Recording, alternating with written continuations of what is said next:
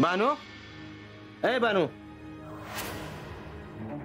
ए बानू, हो या इकडं. उगाच हाका नका मारू. गबसती का तू? ए पोरानो, अरे गप राहा जरा. बानूला बाहेर नसल यायचं तर राहू दे.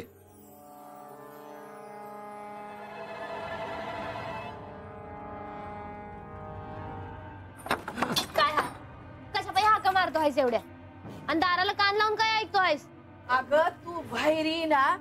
कवा धरणं आम्ही बाहेर उभा आहोत म्हणून तुझी काळजी वाटती या. बा अरे हे समज काय आहे? तरी मी तुम्हाला म्हणलं होत बानूला हे नाही आवडणार. बानू अशी रागावू नकस पोरी. तुझ्याशी जरासं बोलायचं आहे.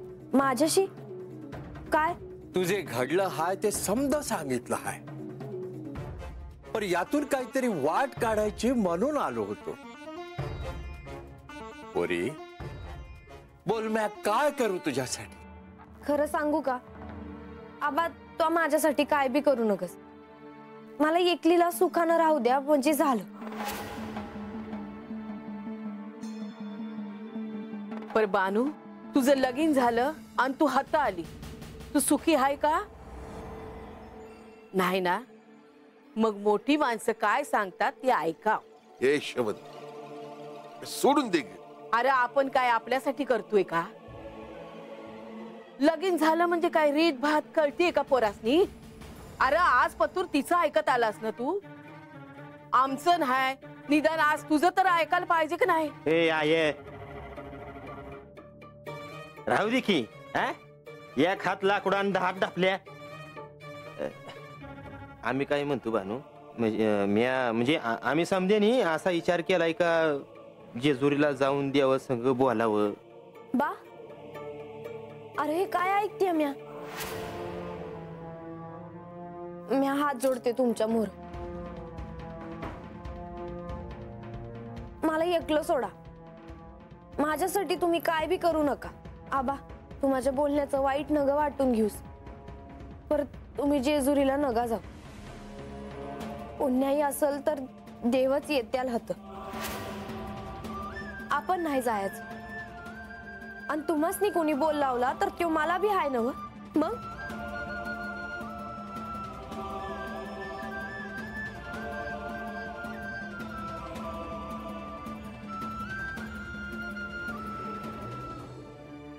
आजा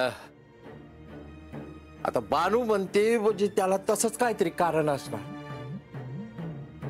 पण तिला ते सांगता येत नसणार असं मला वाटत. तेव्हा जाऊ दे, परत बोलू. चला रे.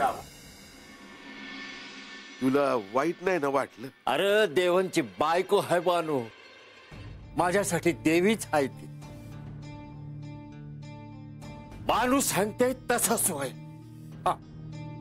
चला ऐकलं नाही का आबा काय म्हणलं ते? घरला चल मग दावते तुला. सांगा तुमच्या आईला मी काही गरीब गाय नाही त्यांचं ऐकून घ्या. अरे ए या दोघींच्या भांडण्यात माझा फार बोऱ्या वाजलाय. चला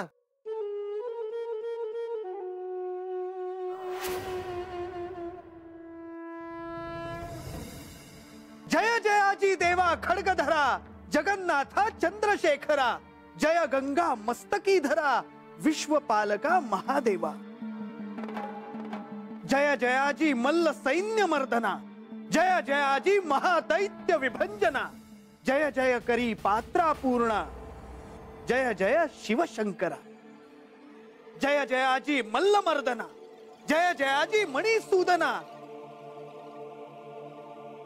जय जय दैत्य प्रेतासना, जय जयाजी मार्तंड भैरवा. जय जय प्रतापकारिका, त्रिशूलधारी शंभू जय जय.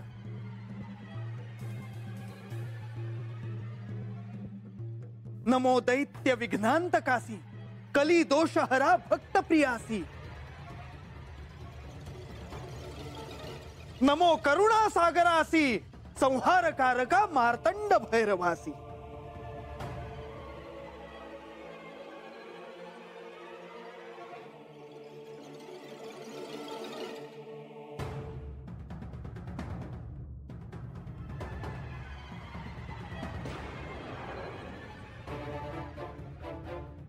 काय झाले माते?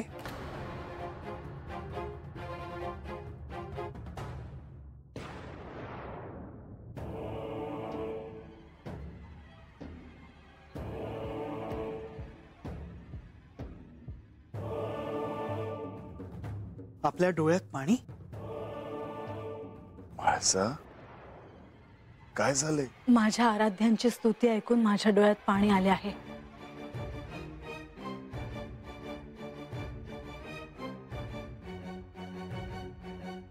आजवर मला हे कधीही बोलण्याचा योग आला नाही, पण आज मी माझ्या आराध्याविषयी बोलणार आहे. माझे आराध्य माझे पती आहेत आणि मी त्यांची अर्धांगिनी असण्याचा मला सार्थ अभिमान वाटतो. म्हाळसा, नाही, आज मला बोलू द्या. माझ्या क्रोधाविषयी सगळ्यांना ठाऊक आहे,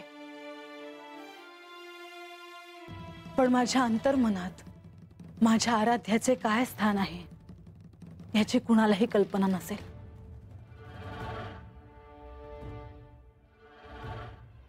सगळं अर्पण करावं असं जिथे वाटतं ते म्हणजे माझे आराध्य श्री खंडेराय. ज्यांच्या सानिध्यात असीम शांतता आणि आनंदाचा अनुभव येतो ते म्हणजे श्री मार्तंड भैरव.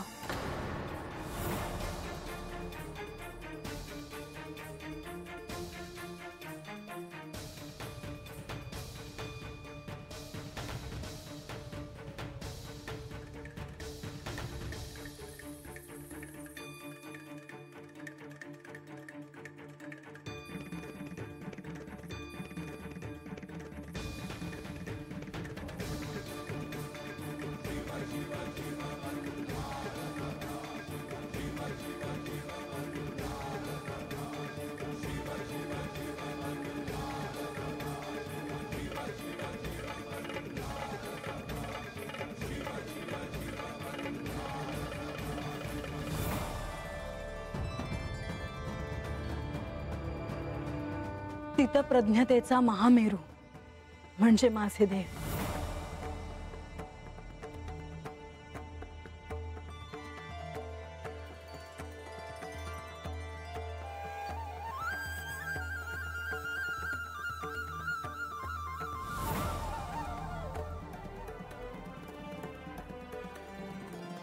शांत प्रसन्न रसाचे मूर्तिमंत उदाहरण म्हणजे माझे सदाशिव.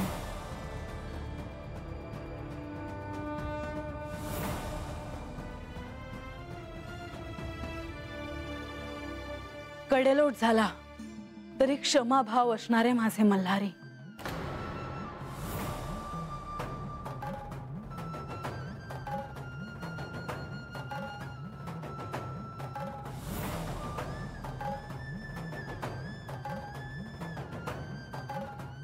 सुखाच्या साम्राज्यातही केवळ भस्मासारखे भंडारा लावून तृप्त असलेले माझे सदानंद.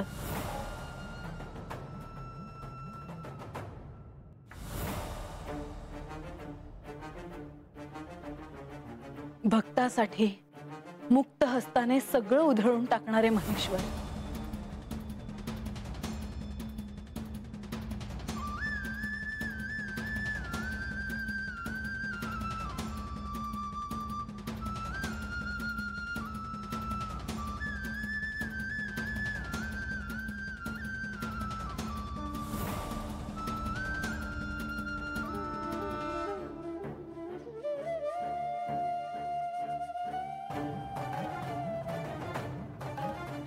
अद्भुत, अवर्णनीय. आजवर जे मलाही शब्दात मांडता आलं नाही ते आपण मांडलं. माझा आपल्याला नमस्कार असो. म्हाळसा, आपण श्री खंडेरायांच्या भक्तीत प्रेमात अकंठ बुडाला आहात हे पुन्हा एकदा सिद्ध झालं. त्याशिवाय हे शब्द येणारच नाही. तू केलेल्या स्तुतीने मी प्रसन्न झालो आहे. तू मल्हारमय झाली आहेस ह्यात शंका नाही.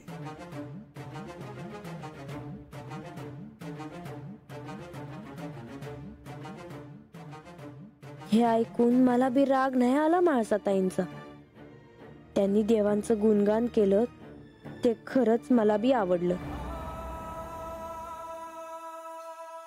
तर आख्यानात आपण चरित्राच्या अशा चरणावर आहोत जिथे श्री ब्रह्मदेव, श्री विष्णू आणि श्री खंडेराय हे भविष्यात काय घडवायचे आहे यावर विचार मंथन करीत होते. श्री खंडेरायांनी पशुपतास्त्र अभिमंत्रित करून सहस्त्र त्रिशूळ निर्माण केले होते, परंतु केवळ ह्यानी प्रश्न सुटणार नव्हता. पण युद्ध हा पर्याय होता ना. होय, पण तो युद्ध नीतीचा एक भाग होता. मणी आणि मल्ल या युद्धाच्या पार्श्वभूमीवर काय ठरवतात त्यावर ती युद्धनीती ठरणार होती. मणिचीवर पायथ्याच्या शिबिरात त्रिमूर्ती आणि बाहेर सगळे देव अशी परिस्थिती होती. निकुंभ, तुझ्या सेवकांना आज्ञा दे. युद्धभूमीवर काय घडतंय त्याची वार्ता वेळोवेळी आपल्याला कळली पाहिजे. काहीतरी घडतंय तिथं. दैत्यराज, आतापर्यंत दैत्यसेना बघून देवसेना घाबरली आहे हे आपल्याला कळालं आहे. कदाचित देवसेनेने इथून निघून जाण्याचा निर्णय घेतला असावा. नाही, इतक्या सहजासहजी आता शस्त्र टाकणार नाहीत ते. हे निराळे संकेत आहेत. काहीतरी घडणार आहे ज्याची कल्पना आपण केली नव्हती. तू भयभीत तर झाला नाहीयेस ना?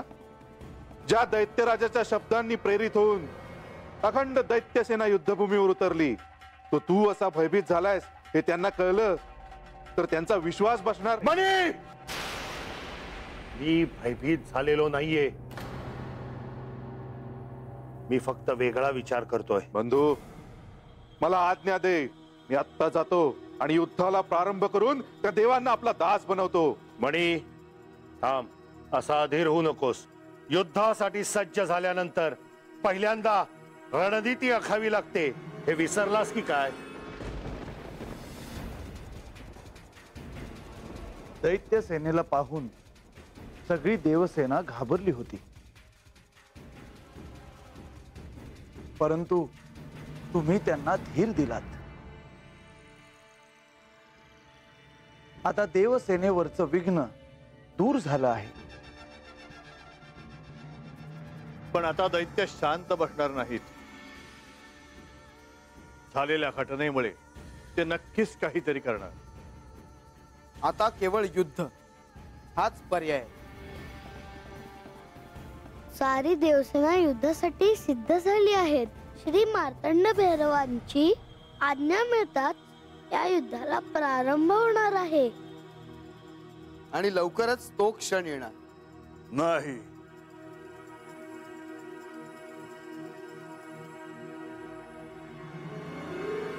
अजून युद्धाचा तो क्षण आला नाही. अजून तो क्षण यायला वेळ आहे असं का वाटतं आहे देवा तुम्हाला? कारण हे युद्ध होऊ नये असा विचार दैत्य करत असणार. पण हेच जर त्यांनी या आधी केले असते तर हा क्षण आलाच नसता. आपण म्हणताय तसा विचार ते खरंच करतील? होय, कारण घडलेल्या घटनेमुळे मल्ल देखील भयभीत झाला आहे. आता मल्लासुराच्या मनात काहीतरी निराळ चाललं असणार.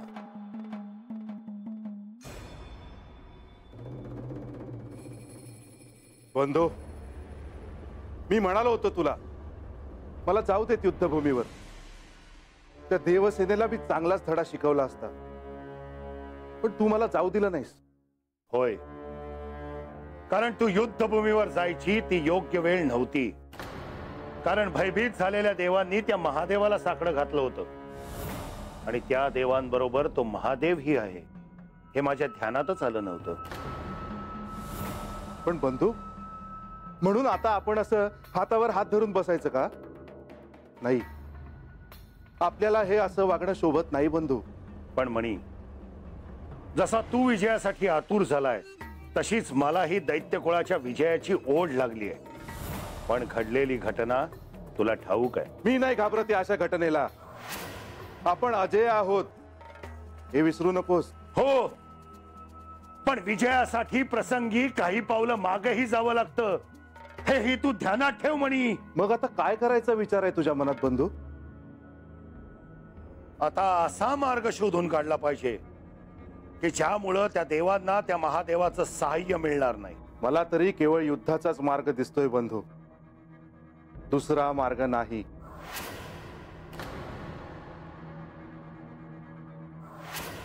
त्या महादेवानं दिलेल्या त्रिशूळामुळं आता देवांचा आत्मविश्वास बळावला असणार.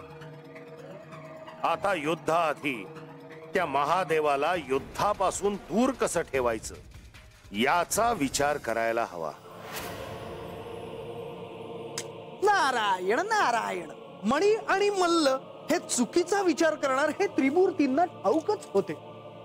कितीही झाले तरी कुठल्याही तत्वावर त्यांची नीती उभारलेली नव्हती. सगळे साम्राज्य हे लोभ, अहंकार, बळ आणि हव्यासावर उभारले होते. जिथे तत्व आणि मूल्य नाही अशा ठिकाणी सुखाचे महासाम्राज्य जरी उभारले तरी त्याचा अंत हा निश्चित आहे आणि त्याचे अधिकार हे लय तत्वाचे स्वामी श्री महादेवांकडे आहेत. भविष्यात अशी साम्राज्ये उभारणाऱ्यांसाठी आपण काय सांगाल? मुनिवर, आपण जे सांगितलं ते योग्यच आहे आणि ते व्यक्तींसाठी देखील लागू पडतं. मनुष्याने तत्व आणि मूल्य याचा त्याग करून मिळवलेले सर्वस्व हे चिरकाल टिकणारे नसेल. तेव्हा त्याला किंवा त्याच्या वंशाला त्याचे दायित्व स्वीकारून कर्मभोग भोगावाच लागेल. हा सृष्टीचा नियम आहे. अद्भुत देवा, अगदी सोप्या भाषेत आपण खूप मोठी गोष्ट सांगितली. एक गोष्ट मात्र निश्चित होती की मणी आणि मल्ल यांनी तिन्ही लोकात विखुरलेल्या अनेक दैत्यांना एकत्र केले होते. त्यांचे संघटन हे देवांच्या विरुद्ध युद्ध करण्यासाठीच होते. अनेक अघोरी शक्तींनी युक्त असे दैत्य एकत्र आले देखील, परंतु श्री खंडेरायांनी सहस्र त्रिशूल निर्माण केले आणि ते देवांच्या स्वाधीन केले. त्यामुळे दैत्यांना प्रथम माघार तर घ्यावी लागली, पर्यायाने युद्धाची त्यांची पहिली चाल ही व्यर्थ गेली. मणी आणि मल्लाला श्री महादेवांना अर्थात श्री खंडेरायांना या युद्धापासून दूर ठेवायचे होते. त्यांना हे ठाऊक होते की श्री खंडेराय तोवर हे युद्ध जिंकणं शक्य नाही. नारायण नारायण. कारण दैत्यांना आजवर कोणी संरक्षण दिले असेल तर ते श्री महादेवांनी. त्यामागे त्यांचे समानतेचे तत्वज्ञान होते, परंतु दैत्यांना ते कधीही कळले नाही.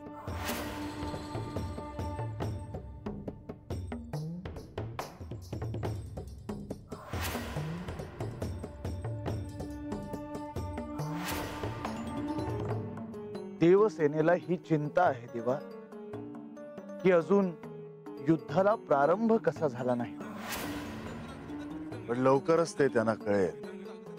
मात्र काही काळ सर्वांनाच प्रतीक्षा करावी लागेल. देवांना जरी हे ठाऊक नसलं तरी आपण हे जाणतो की मल्लासुराच्या मनात आता काय चाललं असेल आणि त्याच्या मनात चाललेल्या विचाराच्या दिशेने त्याची काहीतरी पावलं उचलली जाणार. हे युद्ध न होता देखील त्रिखंडात आपल्याला सत्ता कशी मिळेल यासाठी ते कपटाचा मार्ग अवलंबणार.